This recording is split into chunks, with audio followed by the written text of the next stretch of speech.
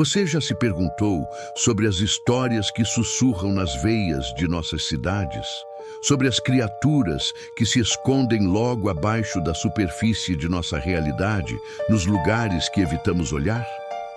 Hoje, vamos explorar uma dessas lendas urbanas, um conto que se aninha na fronteira entre o trágico e o aterrorizante. Se você tem um fascínio pelo inexplicável e coragem para encarar os contos mais sombrios que a imaginação humana pode conceber, inscreva-se agora no nosso canal e ative as notificações. Garanta que você não perderá nenhuma de nossas jornadas ao coração das trevas.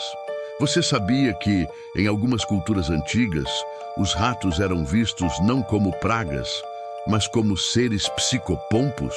Criaturas capazes de viajar entre o mundo dos vivos e o dos mortos, guardiões de segredos e almas perdidas. É uma perspectiva que lança uma luz diferente e inquietante sobre esses animais. Agora, prepare-se. A história que você vai ouvir é a do menino rato.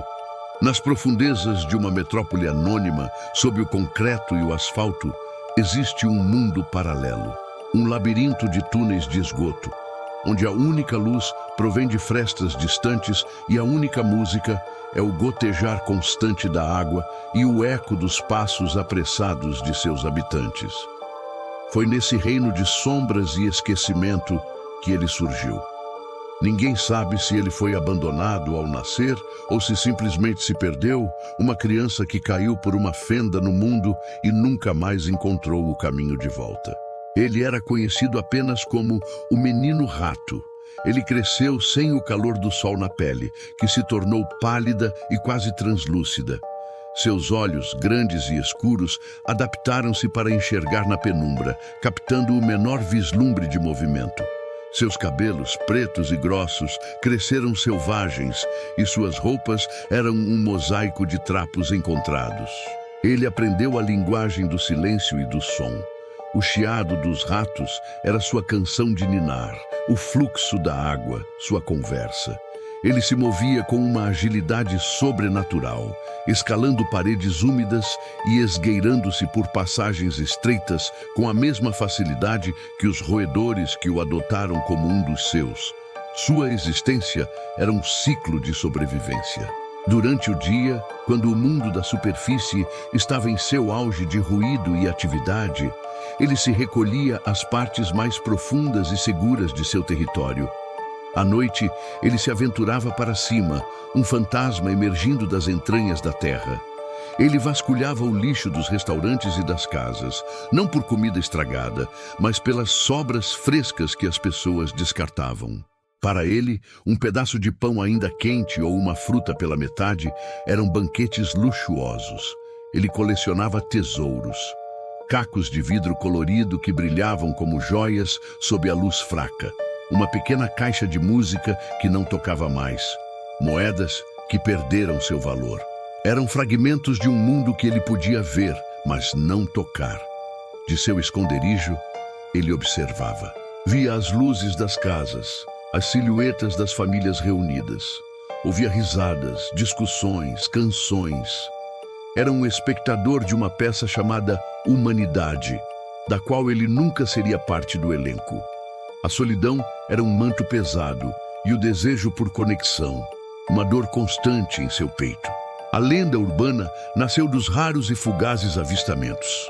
Um vulto rápido demais para ser humano, um par de olhos brilhando na escuridão de um beco. As crianças sussurravam seu nome com uma mistura de medo e fascínio. Os adultos o transformaram no bode expiatório para tudo de ruim que acontecia na vizinhança. O gato desaparecido, a comida que sumia da despensa, os arranhões na porta dos fundos. Ele era o monstro conveniente, a explicação para o inexplicável. Uma noite fria de inverno, o cheiro de fumaça o atraiu. Um pequeno prédio de apartamentos estava em chamas. Gritos ecoavam na noite. O menino rato, movido por um instinto que ele não compreendia, entrou no prédio pelo porão. O calor era sufocante, a fumaça cega. Guiado pelos sons, ele encontrou um apartamento no térreo, onde uma mulher tossia desesperadamente, tentando proteger um bebê em seus braços. A saída estava bloqueada pelas chamas. Sem hesitar, o menino rato mostrou a ela um caminho que só ele conhecia. Uma antiga passagem de serviço que levava aos túneis. A mulher, aterrorizada, mas sem outra opção, o seguiu.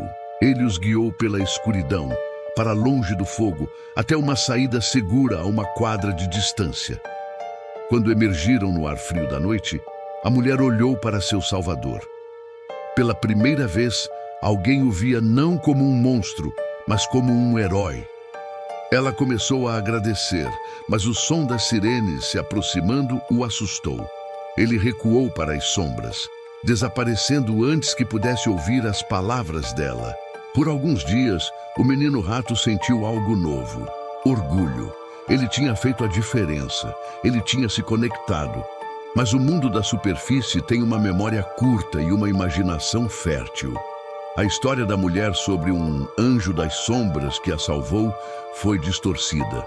Logo, a história era sobre a criatura do esgoto que havia iniciado o incêndio e sequestrado a mulher e seu filho, que felizmente conseguiram escapar. O medo, mais uma vez, transformou um ato de bondade em um conto de horror. A perseguição começou. Grupos de vigilantes, armados com lanternas e paus, desceram aos esgotos, determinados a caçar o monstro. O menino rato, que conhecia cada túnel e cada fenda, os evitou facilmente, mas seu coração estava quebrado. A única vez que ele tentou se aproximar, a única vez que ele ajudou, o resultado foi ser caçado como um animal. A rejeição foi final, absoluta.